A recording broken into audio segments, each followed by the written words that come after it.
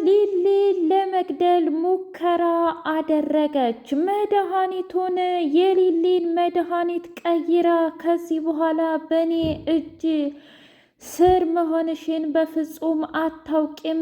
ስለዚህ አንቺ በህይወት መኖር አይገባሽም። ከልጅነት እስከ እውቀት ድረስ እኔ የሌለኝ ነገር በሙሉ አንቺ አለሽ ሊሊ እና አሁን ደግሞ መሰናበቻሽ ነች እያለች የሊሊን መድኃኒት እየቀየረች ሊሊ ቀን በቀን መድኃኒቱ እየመዘመዛትና ውስጧን እጭድ እያደረጋት መሆኑን ለዶክተሩ ስትናገር ቆይ እስኪ መድኃኒቱን አምጪው፣ እኔ እኮ ምናልባት ልጆቹ ጥሩ መድኃኒት አልሰጡሽ ይሆን እንዴ? ወይስ እኔ ያዘዝኩትን መድኃኒት ነው የሚሰጡሽ ሊሊ ብሎ ስትሰጠው መድኃኒቱ ጭራሽ እሱ ያዘዘላት መድኃኒትና እንዲሁም ሊሊ የምትወስደው መድኃኒት ፍጹም የተለያየ ነው።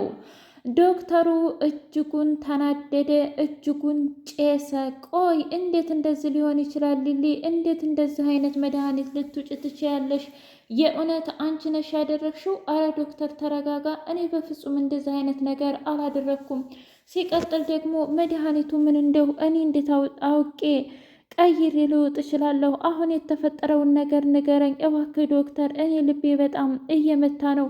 በዛ ላይ የራሴ በጣም ብዙ ችግሮች አሉብኝ። ስለዚህ እስኪ ንገረኝ ብላ ስትለው ሊሊ እንግዲህ የምትወስዱ መድኃኒት ይህ በፍጹም የካንሰር መድኃኒት የካንሰር መድኃኒት አይደለም። እናስ ይሄማ ሰውነትሽን ቀስ በቀስ እያደረገ የሚሟሟና እንዲሁም የሚገድል መድኃኒት ነው። ከየት ራሱ እንዳመጡት አላውቅም ብሎ ሲል አይ እንደዛ ከሆነ እያንዳንዱ እዚህ ሆስፒታል የሚሰሩ ሰዎች በሙሉ መያዝ አለባቸው ብላ ሊሊ ሩዋንዳ አደረገች። ምን? አዎ ዶክተር፣ ምክንያቱም እኔ አንተን አምኜና አንተን ወድጄና ፈቅጄ አንተም ደግሞ በሙያህ በጣም ጥሩ ስነ ምግባር ስላለህ እኮ ነው እዚህ የመጣሁ እየተመረመርኩ ያለሁት። ታዲያ ማን ነው መድኃኒቴ ልቀይረው የቻለው? እስኪ ንገረኝ። እኔ እዚህ መጥቼ የሰጡኝን መድኃኒት ይዤ ነው የምወጣው። ስለዚህ እዚህ መስሪያ ቤት አንድ ሰው እኔን ለመግደል የሚሞክር አለ ማለት ነው ብላ ስትለው፣ አረ ተረጋጊ ሊሊ፣ አንቺ እንዳሰብሽው አይደለም በፍጹም። ምናልባት ከዛ ሲመጣ እንደዚህ አይነት ኤክስፓየርድ የሆኑ ነገሮች መጥቶ ሊሆን ይችላል። ስለዚህ እስከማጣራ ድረስ ተረጋጊ ብሎ ሲላት፣ አይ በፍጹም ትረጋጋለች ብለህ ከሆነ የእውነት ነው ምልህ፣ በፍጹም ልረጋጋ አልችልም። ይህ እኮ የህይወት ጉዳይ ነው ዶክተር። ደግሞም በፊት ላይ ተስፋ ቆርጬ አሁን ግን መኖር እንደምፈልግና ተስፋ እንዳለኝ ሁሉ ነግሬሃለሁ አይደል? ታዲያ ይህ መድኃኒት ምንድን ነው? እስኪ ንገረኝ ዶክተር። የእውነት ጥሩ ነው ብለህ ታስባለህ ሊሊ? እኔ እኮ እሱ ሳይገባኝ ቀርቶ ነው።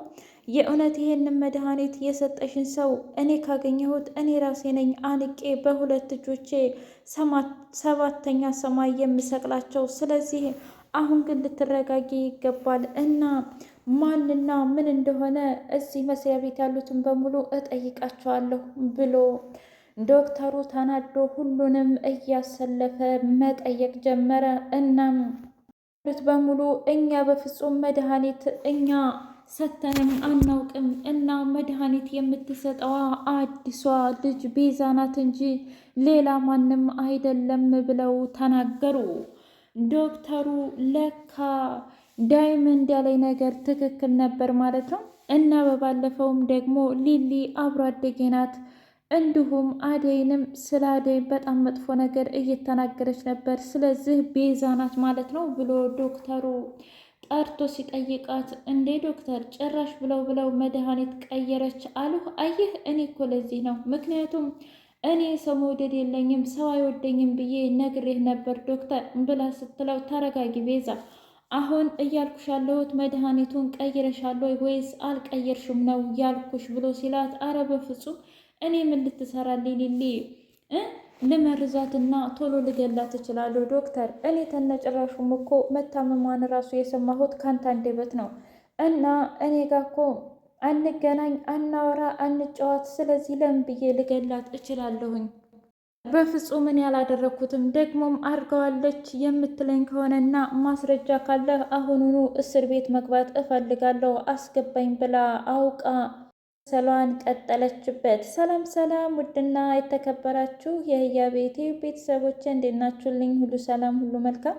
እኔ እግዚአብሔር የተመሰገነ ይሁን ሰላም ነኝ፣ ደህና ነኝ። ለዚህ ቻናል አዲስ የሆናችሁ ሰብስክራይብ እያደረጋችሁ ቤተሰብ የሆኑ ነበር ቤተሰቦቼ ደግሞ ስለምትከታተሉኝ እጅጉን አድርጌ አመሰግናለሁ። እጅግ አስተማሪውና አጓጊው አደይ ሰራተኛዋ አደይ ድራማ እንደቀጠለ ይገኛል። ዛሬ ዶክተሩ ከባድ ግብዳ ተፈጠረበት። እናም እሱና ዴቭና አደይ ሆነው እየሄዱ ባለበት ሰዓት ዶክተሩ መጣና እንዴ አደይ እንዴት ነሽ ደህና ነሽ ብሎ ሲጠይቃት አንተ ምን አገባህ? ቆይ የእሷ ደህንነት እንዲህ በዚህ ልክ የሚያሳስብህ ብሎ ሲል እንዴ አረ ተረጋጋ ዲብ። ቆይ ምን አደረገ? መኪና ውስጥ ሸኘኝ እንጂ ሌላ ምን አደረገ? እረ ተው ግድ የለህም። በዛ ላይ ደግሞ የሚያገናኘኝ የሊሊ ጉዳይ ነው ብዬ እንዴ በዚህ ልክ ቅናት ምን ይባላል ብላ ስትለው አንቺ ምንም ነገር የምታውቂው ነገር የለሽም አደይ፣ ስለዚህ ዝም ብለሽ ብትቀመጪ ይሻልሻል ብሎ ሲላት አይ እንግዲህ ዴቭ አሁንስ አበዛው፣ ሁሌ አታውቂም እንዲህ ነሽ። እኔ እኮ ሕፃን ልጅ አይደለሁም፣ ምክንያቱም ራሴን መምራት ያለብኝ ራሴ ነኝ አይደለም። ስለ ሁሉም ነገር እኔ ራሴ ብቻ ነኝ መወሰን ያለብኝ። ስለዚህ እንድሁኚ እንድሃርጊ እያልክኝ ልቤን እንድትሰብረው አልፈልግም ብላ ትታው ሄደች። ዶክተሩ እባክህን ተረጋጋ ዴቭ፣ ምክንያቱም አደይ በጣም ምርጥ አፍቃሪ ናት። አንተ ግን በዚህ ልክ እንደዚህ ከሆንክ አትገባትም ብሎት ሄደ። ዶክተሩ ብቻውን በሀሳብ ጭልጥ አለ። ቆይ እንዴት ላፈቅራት ቻልኩኝ? ሲቀጥል ደግሞ አሁን እንኳ ወደ ገጠር ልሄድ ነው፣ ሽማግሌ ሊላክ ነው ብላ እየነገረችኝ ስለምንድን ነው ስለሷ የማስበው? ለምንድን ነው ተስፋ የማልቆርጠው? አደይ የኔ አይደለችም የዲቭ እንጂ እያለ ብቻውን በጣም ጥያቄ ፈጠረበት። ዛሬ ጓደኛው ደውሎለት እንኳ አሁን ጥሩ ሙድ ላይ አይደለሁም ጓደኛዬ፣ ስለዚህ ዛሬ ሳይሆን ማውራት ያለብን የሆነ ቀን በጣም ስተካከል መሆን አለበት ብሎ ጓደኛው ላይ ዘጋ። ወይኔ ኢዩኤል እያለ ብቻውን በሀሳብ ጭልጥ ሲል ቆይ ታዲያ ምንድን ነው ማድረግ ያለብኝ ብሎ አለም። በሌላ በኩል የባቡሬ እናት እንደጠፋች ትገኛለች። እናም ሊሊ ታዲያ ለምንድን ነው ቆይ በዚህ ልክ ለምንድን ነው ክፋትና አረመኔነት? እኔ ውሰድኝና ማዘሯን እናምጣት ብላ ስትል አብደሻል እንዴ ሊሊ? ትሰምኛለሽ? እኔን እንደዚህ ያደረጉት ምርጫ ለማሳጣት ነው። ምክንያቱም ወይ አንቺን እመርጥና እናቴን እከዳለሁ ወይም ደግሞ እናቴን መርጬ አንቺን እከዳለሁ። እነሱ እንደዚህ ነው የሚፈልጉት። እኔ ደግሞ በፍጹም ይሄንን ማድረግ አልችልም ብሎ ሲል ለምን? እኔ እኮ ከዚህ በኋላ ኖርኩኝ አልኖርኩኝ ምንም ጥቅም የለውም። ማዘሯ ግን ገና መኖር አልጀመረችም። እባክህ እባክህ ባቡሬ ብላ ብትለውም በቃ አርፈሽ ተቀመጪ፣ እንደዚህ አይነት ነገር የምትናገሪኝ ከሆነ ሁለተኛ ወደዚህ ድርሽ አልልም። ሊሊ በቃ ተይኝ። አሁን ለማንኛውም ወይ ከአደጋ ሆኔ አልባለዘ ደግሞ ሩታን ነይ እላታለሁኝ፣ ምናልባት በመንገድ ላይ ካገኘኋት ብሎ ሲል አረ ችግር የለውም አደጋን እኔ እሄዳለሁ ብላ አለች። አደጋ ስትሄድ ምንድን ነው ሊልዬ በዚህ ልክ በጣም እኮ አልቅሰሻል። አደዬ ያቺ የተረገመች አክስቴ እኮ የባቡሬን እናት ያዘቻት። ምን? አዎ ምክንያቱም ባቡሬን ምርጫ ለማሳጣትና እኔን ህይወቴን ለማመሰቃቀል። ቆይ እኔ ግን ለዚህ እኮ ነው የኔ መኖር ምንም አያደርግም እያልኩ የምልሽ አደይ ብላ ስቅስቅ ብላ ስታለቅስ፣ ዴቭ ተረጋጊ፣ ምንም ነገር አይፈጠርም እና ደግሞ እኔ ወደ ባቡሬ ጋር እሄዳለሁኝ፣ እሺ አንቺ ደግሞ ከአደይ ጋር ሁኜ ብሎ አላት። ከዛም በኋላ ምን ሆነሽ ነው? ዛሬ እኮ ቀጠሮ አለሽ፣ ነይ እንሂድ፣ አሁን ወደ ዶክተሮቹ ጋር ቼክ መደረግ አለብሽ ብላ አደይ ይዛት ሄደችና በሩን ሲያኳኩ ይግቡ ብሎ ከገቡ በኋላ አደይ ምን ነው ዛሬ የምትመጪ አልመሰለኝም ነበር ብሎ ሲላት፣ እንዴ ዶክተር ለምንድን ነው የማልመጣው? በዛ ላይ ደግሞ አሳኮ ሊሊ ናት ብላ አለችው። እንደዛ ከሆነ ጥሩ፣ ለማንኛውም ሊሊ ጋር የምናወራው ነገር ስላለን አሁን ተወጭልን ብሎ ሲላት፣ ዶክተር በቅድሙ ነገር ተቀይመኸኛል ማለት ነው? ኧረ አልተቀየምኩሽም፣ እንደውም ተረድቼሻለሁ። ምክንያቱም እኔ ነኝ ጥፋተኛው፣ ዴቭ ደግሞ ትክክል ነው እና ምንም ስህተት የለውም ብሎ ሲላት፣ በጣም አመሰግናለሁ እሺ ዶክተር ስለተረዳኸኝ ብላ እሷም ወደ ውጭ ቁጭ አለች። እስኪ ንገሪኝ ስላንቺና ስላደይ ብሎ ሲጠይቃት ሊልዬ ከሀ እስከ ፐ ዝርዝር አድርጋ ነገረችው። እናም ይገርማል ግን አደይ እንደዚህ ዝም ብሎ ስትታይ ምንም ያሳለፈች አይመስልም ብሎ ሲል፣ አዎ ዶክተር፣ ምክንያቱም አደይ ሁሉንም ነገር በሳቋ ስለምትሸፍን ምን ያጋጥማት ምን ትሁን ማንም ምንም አያውቅም። ለማንኛውም ግን ስለ ሁሉም ነገር ፈጣሪ ያውቃል፣ አመሰግናለሁ ብላ አለችው። ከዛ አደይ በጣም ጨነቃትና በሩን ብርግድ አድርጋ ገባችና፣ ዶክተር በጣም ይቅርታ፣ ቆይ ሊሊን በዚህ ልክ ለምንድን ነው እንደዚህ የምታሰቃያት? ማለቴ በጣም እኮ ቆየህ ብላ ስትለው፣ አረ ተረጋጊ፣ ምንም አልተፈጠረም። ጓደኛሽ በጣም ነው የምትወድሽ፣ ስለ አንቺ እኮ እየነገረች ነበር። እንዴ ዶክተር፣ ስለ እኔ ደግሞ ምንድን? እሱን ታዩ። ለማንኛውም አሁን ደግሞ ሊሊ ውጭልኝና ካዴ ጋር ላውራ። እንዴ ዶክተር፣ ቆይ የተፈጠረ ነገር አለ እንዴ?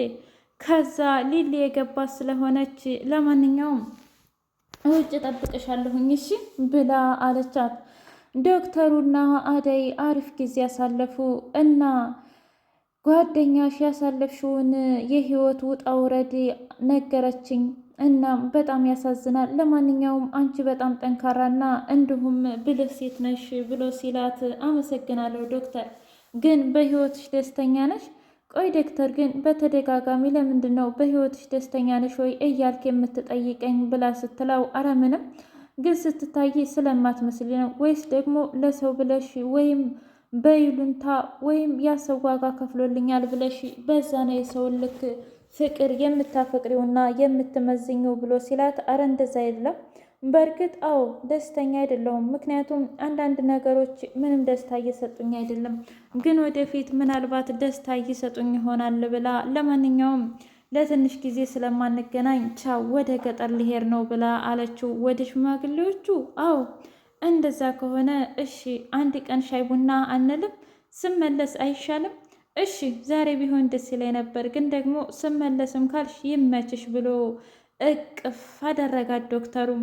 ከዛ ወይኔ ጠረንሽ ምን አለ እንደማፈቅርሽና እንደምወድሽ ብነግርሽ፣ ግን ደግሞ ይሄንን ማድረግ አልችልም፣ ምክንያቱም አንቺ ባለትዳር ነሽ። ስለዚህ ከአንድ ዶክተር የማይጠበቅ ነገር መናገር አልፈልግም እያለ ስሜቱን በውስጡ ጭምድድ አርጎ ያዘም።